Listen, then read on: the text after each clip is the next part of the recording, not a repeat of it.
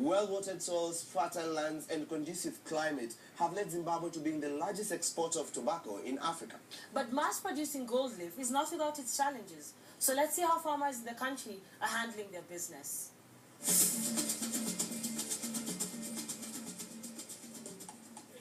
In the past, tobacco was the go-to remedy for various afflictions: toothaches, headaches, snake bites, colds, asthma, and even Alzheimer's.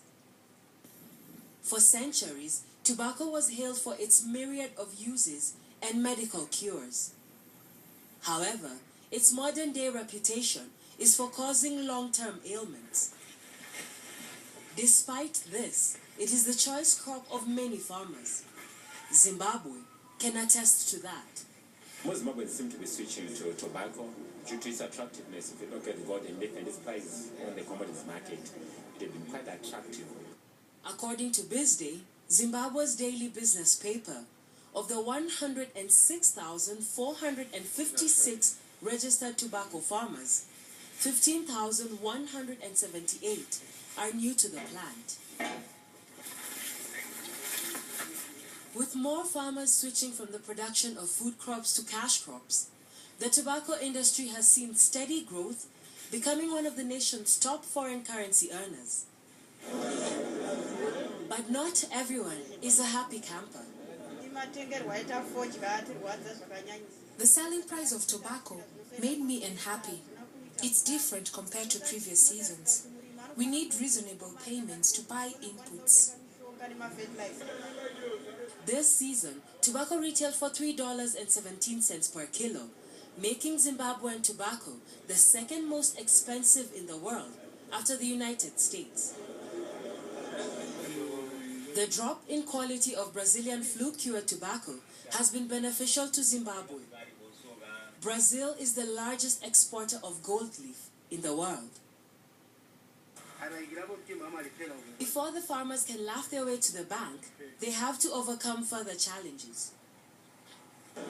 Our major challenge is inadequacy of electricity. This affects curing process and tobacco quality drops.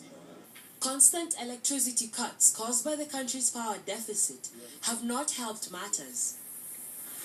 More people are turning to firewood as a substitute for electricity to cure tobacco.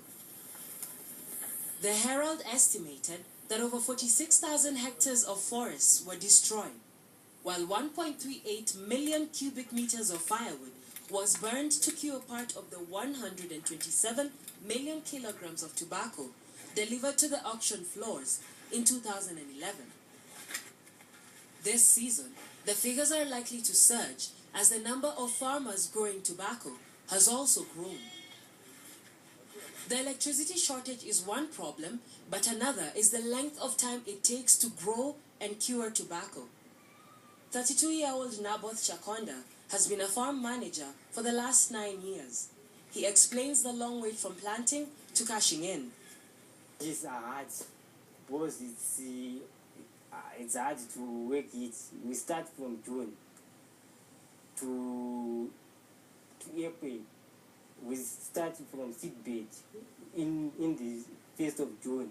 Then we take long to process it up to the grade. Then after reaping it, we can correct to the shade where we start burning it. After burning it, we will stock it again. After stocking, we start to grade again. Then we go and sell it. Tobacco was grown in Zimbabwe, formerly Rhodesia, even before the arrival of the British in the country in 1880. The cash crop contributes 10.7% of the country's annual GDP.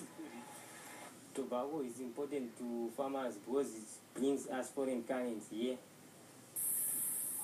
This figure comes at a steep price. According to Forestry Commission of Zimbabwe, or FCZ, Zimbabwe is estimated to have lost 15% of its tree cover in the last 15 years. This is attributed to the tree cutting to provide firewood to cure tobacco, or also the clearing of fields to provide more area in which to plant the gold leaf.